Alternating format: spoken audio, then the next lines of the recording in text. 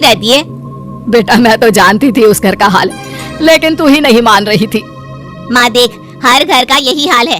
तेरी बेटी को यहाँ घूंघट हटाने की परमिशन नहीं है और एक तरफ भाभी स्कर्ट पहनकर घूम रही है। बेटा मुझे क्या पता था कि मेरी बेटी को ससुराल के नाम पर पिंजरा मिल जाएगा। अच्छा माँ, फोन रखती हूँ, सास को गर्मा गर्म रोटी खिलानी है। तुम लोगों की तरह नहीं कि एक रोटी बनाओ एक सब्जी बनाओ फिर सारा दिन फ्री होकर घूमो।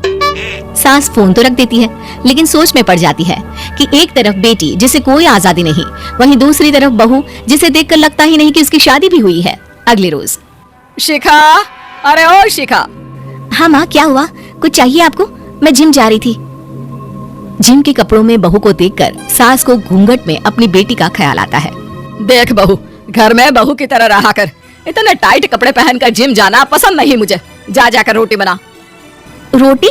माँ अभी तो शाम के 6 बजे हैं, इस वक्त रोटी? अब क्या मेरे खाने पीने पर भी पहरा है?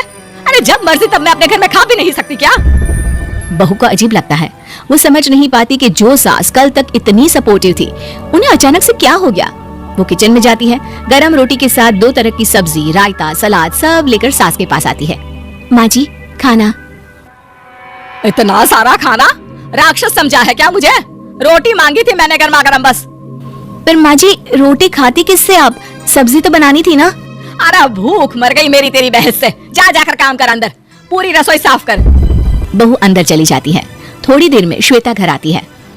अरे शिखा जल्दी से चाय ला, पकवान बना, मेरी बेटी आई है। अरे नहीं नहीं माँ, ड्राइवर बाहर खड़ा है।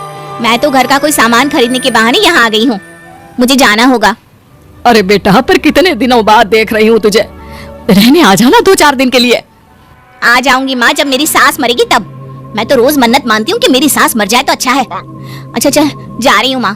हे भगवान, कैसे कैसे दिन देखने पड़ रहे हैं मेरी बेटी को। सास अंदर जाती है, जहाँ श्वेता की जिम वाली सहेली का फोन आया होता है। क्या बात है, आज जिम नहीं आई? अरे पता नहीं यार, आज माँ को क्या हो गया अचानक। पर खैर कोई नहीं, लगता नहीं कि मैं अब जिम आ पाऊंगी। शिखा स्पीकर पर बात कर रही थी, जिसे सास सुन रही थी। यार ये सास ना होती ही ऐसी है। मैं तो कहती हूँ बुढ़िया जल्दी मरे और तू आराम से जिए। शिखा को सहेली की बात पर गुस्सा आ जाता है। माँ के मरने की कौन सा बच्चा दुआ मांगता है मोहिनी? आगे से ऐसी बात मेरे सामने मत करना। हमारे घर की शोभा ही माँ है।